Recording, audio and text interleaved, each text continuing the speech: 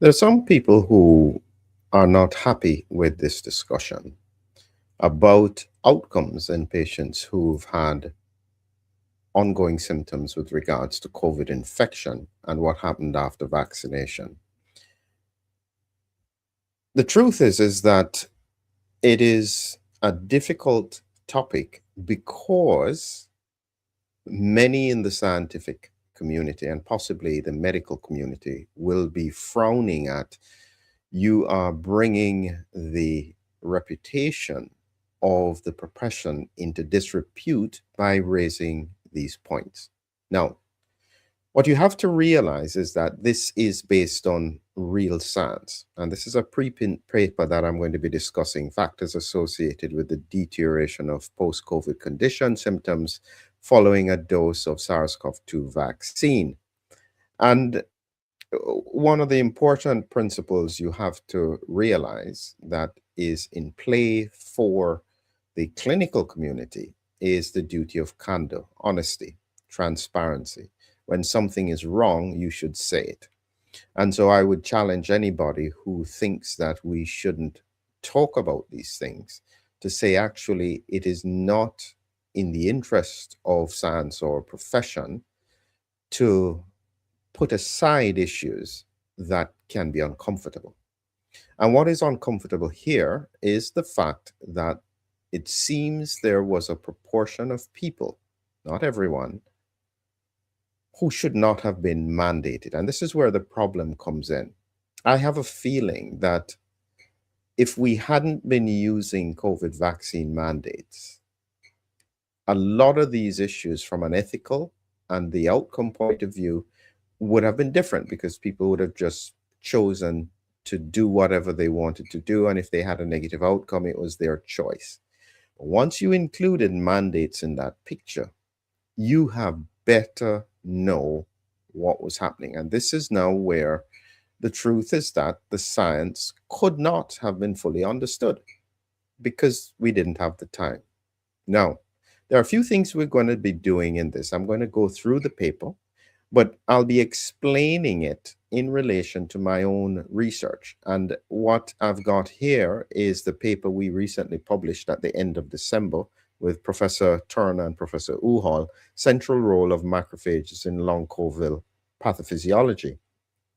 And uh, this is central to why I think these patterns happen. And if you understand this, it will help people to see why people would get sick when you stimulate the immune system further. If they're sick already, they get sicker in some people, not everybody.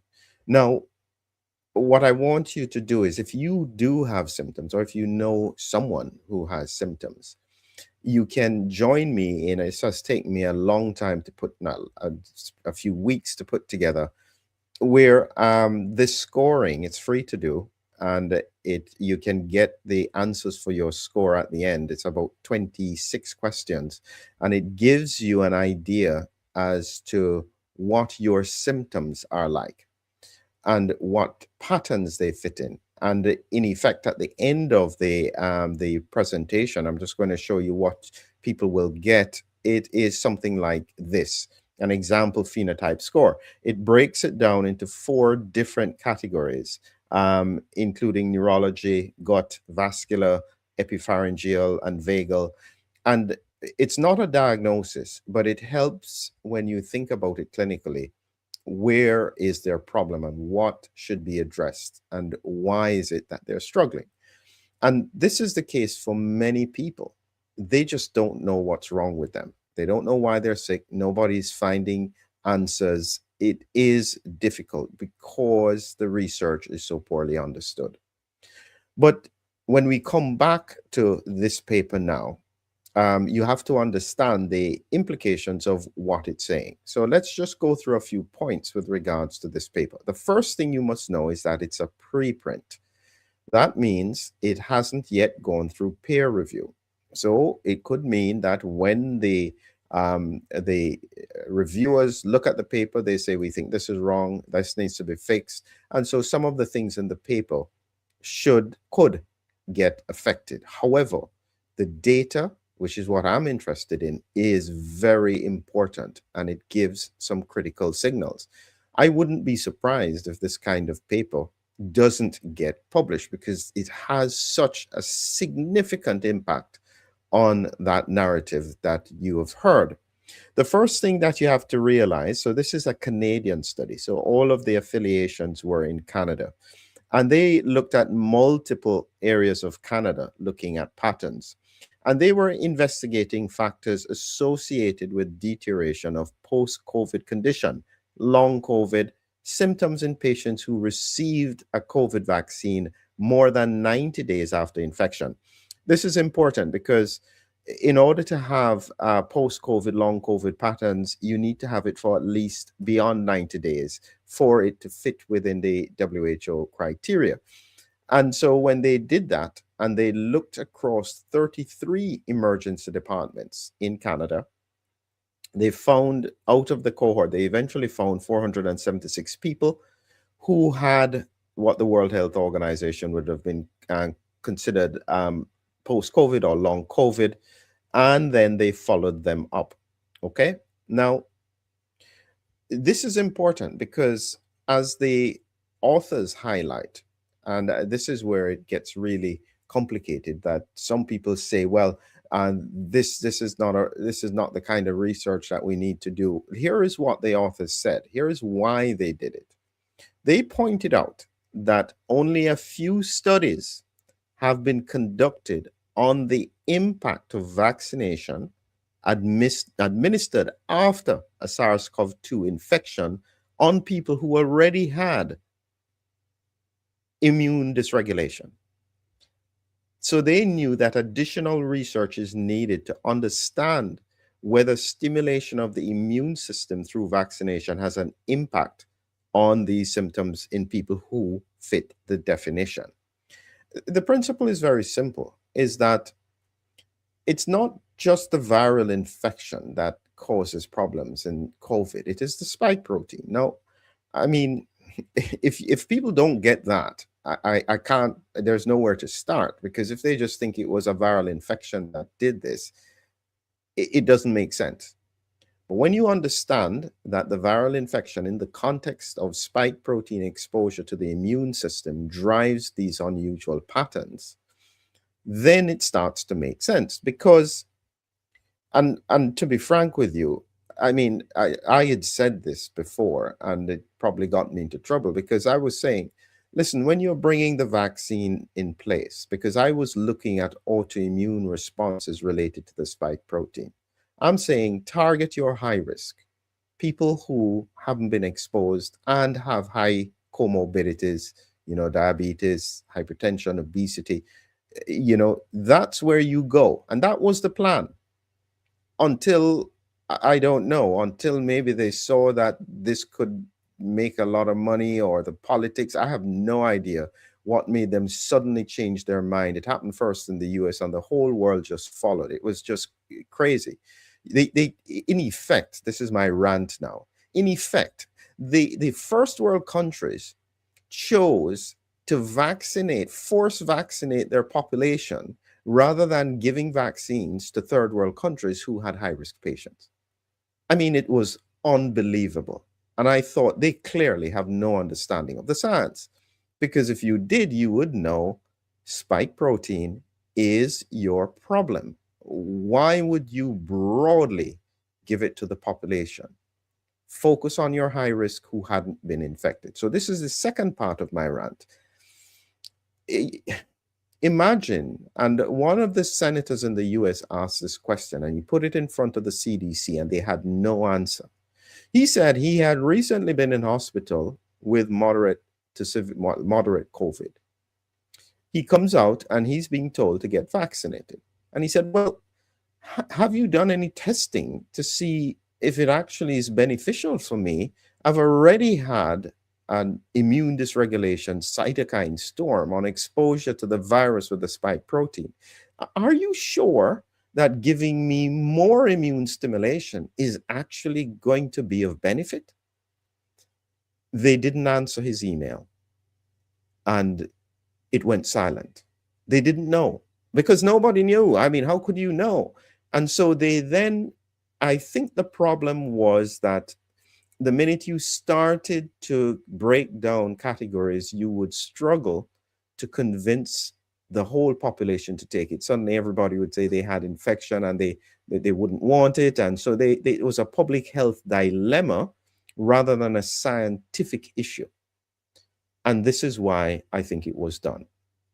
But here is the principle, and now I'm going to be showing you what my research was looking at. And so if you're interested, as I said, look in the description below, do the test, keep the results. Even if you don't share your email, keep the result, because you can do it again and see if things have changed over time. Share it with a friend, ask them to do it, because I've designed it in such a way that even if people don't have a symptom, they will better understand the kind of symptoms people are struggling with. So it's educational even for that reason, if you just want to go through it. But our paper focused on macrophages right in the middle here. Now, these macrophages, we essentially said once spike protein got in them, they become overactive. They can drive clotting, they can drive autoantibodies, they can cause mast cell interactions, they can suppress the regulatory cells, which then leads to brain-related symptoms. And what we're looking at is all of the patterns around this activated macrophage. And these tend to get more activated if you have gut-related issues. That's the general principle.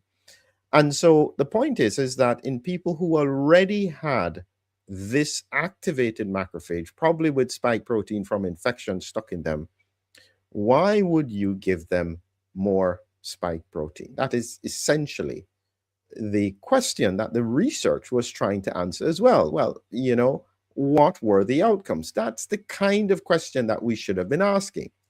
And what they found was that essentially 30%, 28.8% to be exact, worsened after they were vaccinated.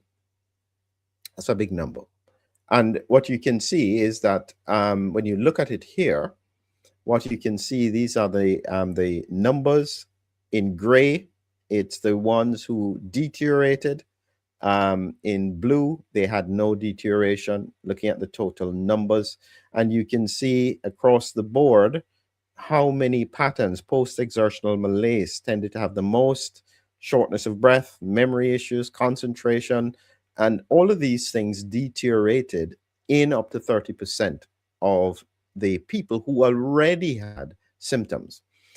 For balance, it's important to say 10 of the 476 had some improvement. And even that is interesting because it fits with some people who had post-COVID patterns or long COVID patterns who improved after vaccination. My feeling is that what happened in those cases was that they got IgG4 antibodies, which then told the immune system to stand down, and so therefore the symptoms improved. That's my personal opinion, not necessarily the fact, but that makes sense. The others then found that they had worsening symptoms. And when you looked at this breakdown, the people, well, on the left indicates the factors that are not really associated with worsening symptoms. On the right, the factors that are. And the symptom that stood out the most is cough here, taste, and if they were bringing up sputum. And what they found was the vaccine that had the highest was Moderna. And I suspect they used Pfizer and AstraZeneca as a reference. So it's not that they didn't. It's just that the strongest response was with Moderna. And you have to remember that Moderna has the highest dose of spike protein in it. And so it has a stronger immune response. And so therefore it is not surprising that they would have worse outcomes in that case. You will hear from other people, they will say that there is a lot of research out there showing that COVID vaccines protect against long COVID. And when you look at, this is one example of a systematic review. And I think what you have to look at as I pull down, looking at all the studies that it looked at, every single study showed benefit or protection with regards to being vaccinated. I mean, it's no wonder then. So the scientific community says, well, listen, there's only benefit here. Why would we worry? Here's the problem. Now, this is where you have to understand clinical points. If, for instance, you must have heard of atrial fibrillation, an irregular heartbeat that increases your risk of having a stroke. And so we manage that. We reduce the risk by using blood thinners to thin the blood down and reduce the risk of you making a clot in the heart and throwing it to the brain. Now, what they were doing with this kind of study is that, and this is how you would get lots of benefit, is if you then said, similarly, we're going to give everybody, say over the age of 60, anticoagulation and see if it reduces the risk of stroke. And we would find it. It would be great. You'd think, wow, that's great. Everybody gets anticoagulation. We reduce the risk of stroke. But if you are not looking for bleeding problems, if they have an upper GI bleed, or if they have a brain bleed, or if they have any other complications related with anticoagulation, you would be left with the impression that it only brings benefit. And this is the problem, is that the studies were not designed to identify the people who had negative outcomes. They were just looking for positive outcomes because it would reduce the risk of long COVID because it reduced the risk of people getting into hospital with severe COVID-19. But that's the high risk, not necessarily everybody, because the risk profile across the demographics of the population varies. To further immune stimulation. And this is the point. People think that people who have long-term symptoms ended up with severe disease. No, very often they had mild infection and they had a hyper immune response. And so if you then give that person who already has a hyperimmune response further stimulation, you will worsen their hyperimmune response. And this is where, when you don't understand the mechanisms around what happens with severe COVID, with persistent long COVID, you will then lump them all together. Somebody who had severe COVID and was on intensive care with heart and lung damage, who feels short of breath, is not the same as the person who had mild COVID and feels short of breath. It is literally a completely different pathophysiology. And so if you don't understand those things and you treat everybody the same, one, that is not good medicine. That is all that we do in medicine. We risk stratify. We try and identify who will benefit the most, who is going to be at risk. You don't put everybody on aspirin. It has benefits, but some people, if they have a history of peptic ulcer disease, will bleed. That's medicine. You have to think about who is in front of you and what problems they have. And so this is why they had this situation where now you have people who had ongoing symptoms. They knew they had COVID. They probably should have been very cautiously vaccinated. Now, at the time, they wouldn't know that cough was an important risk factor for worsening of the symptoms, but you should have researched it. Don't tell people that there is no issue when you haven't done the research. Be open, be honest, and say, listen, well, we don't know, but we think that this could be beneficial. But then when the person asks you, but you know what, I just had COVID, why are you vaccinating me again? And they go, well, we think that it will make your immune system stronger. I'm telling you, with immunity, there is no such thing as super immunity.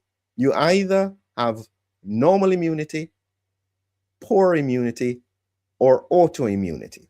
There is no super immunity. And so therefore, if someone has immunity, immunity is about precision, doing only what you need to do to get rid of the pathogen. Anything beyond that does damage. It's like a scar, somebody who has keloid skin. You need the skin to just heal perfectly so that there is a nice, neat scar. If that skin continues to produce too much skin cells, you can get a lump over the scar, and that's a keloid. Everything in the body is about precision, doing only what is needed at the right time. If that's not understood by now, I mean, and this is the point, is that there needs to be an acknowledgement for the people who have been harmed. Don't pretend that this was no big deal. Collateral damage, for the benefit, for the greater good. That does not help the person. What you should say is that we have learned better now. We are sorry, and we will do our best to remediate the situation. That's good medicine. That's good science. That's not what has been happening. And you know what? There's a lot more to come, because too many people have just been ignoring what's happening. The research should have been done. This is why I said, if you think this is bad with regards to what I'm saying about people with post-COVID conditions, 30% worsening, wait until the autopsy reports come out. When those finally come, because I know what I'm expecting to see, and there will be no hiding, because they should have been done. It's not acceptable that the science is not done. It's not acceptable that people early in the pandemic, in 2021, were being taken off Facebook for misinformation, for saying that they are having symptoms. I mean, terrible. Science should have immediately picked that up and done something about it. So as a final thought, for those people who want to understand more about the patterns of symptoms, please do that scoring. It's free, and at least you will learn the generalities of the symptoms. It's not perfect, but it's my interpretation as to how to risk stratify different characteristics and phenotypes around long-term symptoms. So we will continue to bring you more information. We'll continue to bring you the science. We'll continue to challenge the narrative, because that's what science should do. Have a good evening.